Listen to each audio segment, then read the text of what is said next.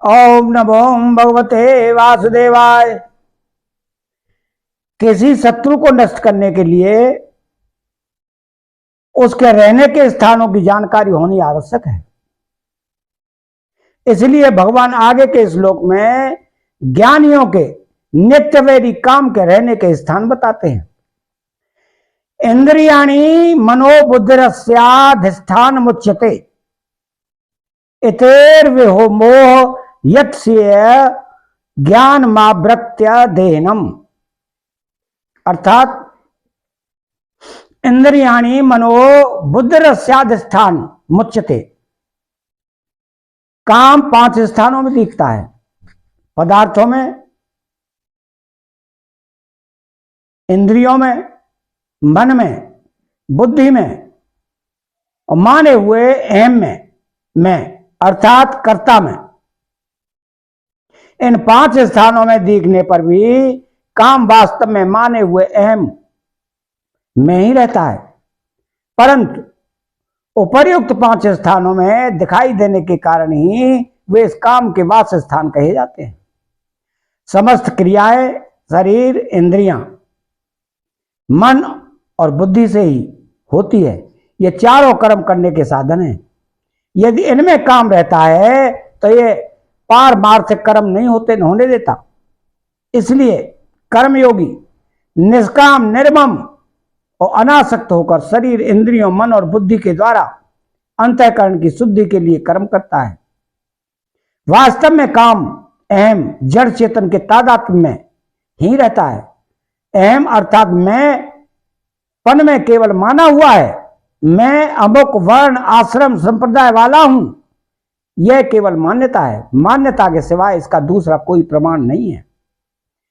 इस माने हुए संबंध में ही कामना रहती है। कामना से ही सब पाप होते हैं। पाप तो फल भुगता कर नष्ट हो जाती है, पर अहम में से कामना दूर हुए बिना नए नए पाप होते रहते हैं। इसलिए कामना ही जीव को बांधने वाली है।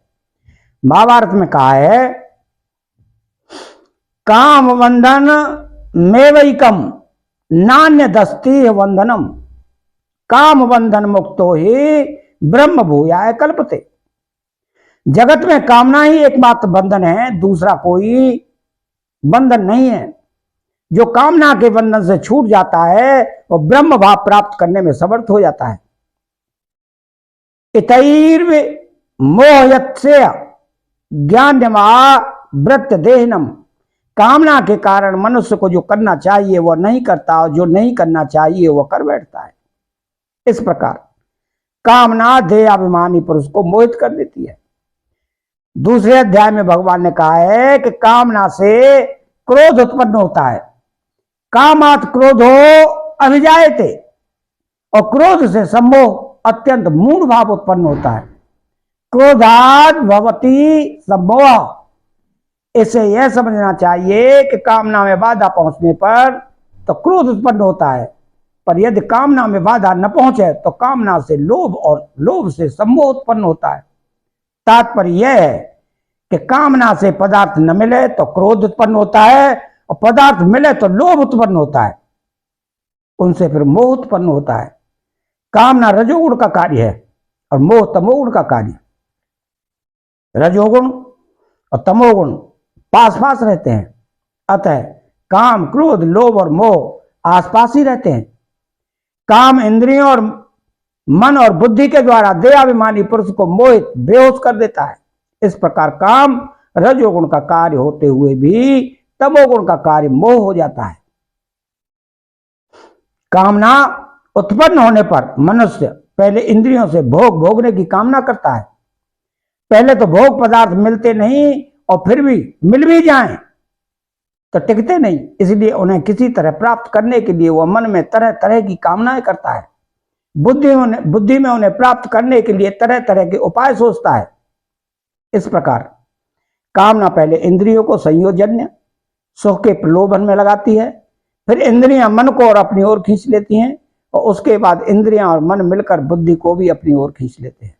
इस तरह काम देहाभिमानी के ज्ञान को ढककर इंद्रियों, मन और बुद्धि के द्वारा उसे मोहित कर देता है तथा उसे पतन के गड्ढे में डाल देता है। यह सिद्धांत है कि नौकर अच्छा हो पर मालिक तिरस्कार पूर्वक उसे निकाल दे तो फिर उसे अच्छा नौकर नहीं मिलेगा। ऐसे ही मालिक अच्छा हो पर नौकर उसका तिरस्कार कर दे तो फिर उसे अच्छा मालिक नहीं मिलेगा। इसी प्रकार मनुष्य परमात्मा प्राप्ति के किए बिना शरीर को सांसारिक भोग और संग्रह में ही खो देता है तो फिर उसे मनुष्य शरीर नहीं मिलेगा। अच्छी वस्तु का तिरस्कार होता है अंतःकरण अशुद्ध होने से, और अंतःकरण अशुद्ध होता है कामना से, इसलिए सबसे पहले कामना का नाश करना चाहिए। देहनम विमोहयति पदों का तात्पर्य यह है कि यदि काम देहाभिमानी पुरुष को ही मोहित करता है, शरीर को मैं और मेरा मानने वाला ही देहाभिमानी होता है। भगवान ने अपने उपदेश के आरंभ में ही देह शरीर और देही शरीरी आत्मा का विवेचन किया है। देह और देही दोनों अलग अलग हैं, यह सबका अनुभव है।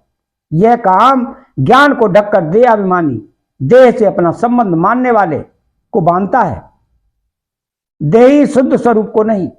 जो देह के साथ अपना संबंध नहीं मानता उसे यह बांध नहीं सकता। देह को मैं, मेरा और मेरे लिए मानने से ही मनुष्य उत्पत्ति विनाशशील जड़ वस्तुओं को महत्व देता है, जिससे उसमें जड़ता का राग उत्पन्न हो जाता है।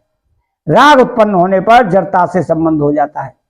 जड़ता से संबंध होने पर ही कामना की उत्पत्ति होती है, और कामना उत्पन्न होने पर जीव मोहित होकर संसार बंधन में बंध जाता है। चैनल को सब्सक्राइब करें, बेल आइकन घंटी को दबाएं और लाइक करें। कमेंट बॉक्स में राधे कृष्ण लिखें।